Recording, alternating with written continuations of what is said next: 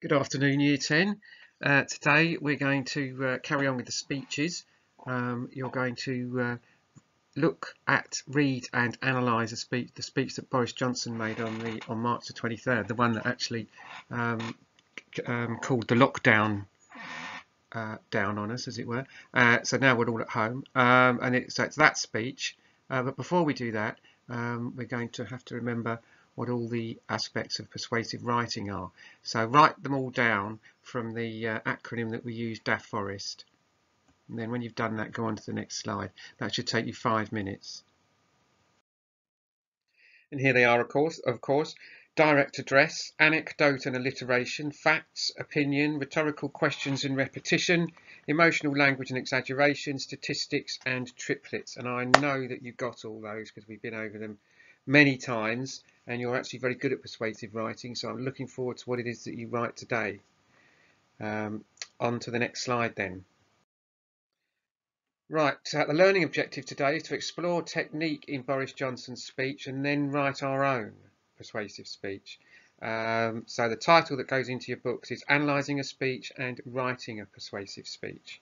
This is practice both for your GCSE writing a speech and also the speech that you're going to do to the class, which you need to do to access your GCSE. But don't worry about that right now, but this is definitely practice for that. So get that title into your book. I couldn't get Mr. Johnson's speech onto a slide, so I've attached it to class charts, and it's got some annotations on it that I've put on there to help you understand the techniques that he's using. But if you look at the link there, you can also see him deliver that speech. So have a look at that and then go on to the next slide. Okay, now you've looked at the speech, Boris Johnson's speech, you've watched him deliver it.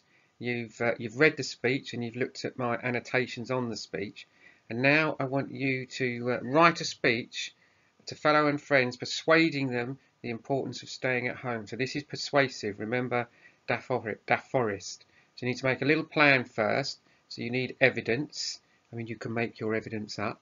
There's plenty of evidence in the papers as to why it's a good idea to stay home, though. So just make up something that's like that. Just remember how you will open and close it. It's not a letter, it's not a conversation, it's a speech. So welcome and thank you for coming to hear my speech this morning, or something like that, so that everybody knows it's a speech. What language techniques will you use? Are you going to be using any similes or metaphors or any of those things in there? Plan each paragraph, write a topic sentence for each paragraph so you know what the paragraph will be about. And don't forget the basics: spag, good quality vocabulary, range of sentences and punctuation. Now, you've been fantastic, Year 10. I've received work from pretty much everybody. There's only 2 people I haven't heard from yet, and there's probably very good reasons why I haven't, so they're not to worry. So you don't have to send me the work. I appreciate this is a difficult situation for for everybody, but particularly for some families. They might not, for whatever reason, you might not be able to send it to me. If you can, fantastic. The work that I've received has been brilliant. I've awarded achievement points to those people, and I'd like to see these speeches. So on you go. I will speak to you next week because tomorrow is a bank holiday, so have a nice time, and I'll speak to you on Monday. Thanks, Year 10.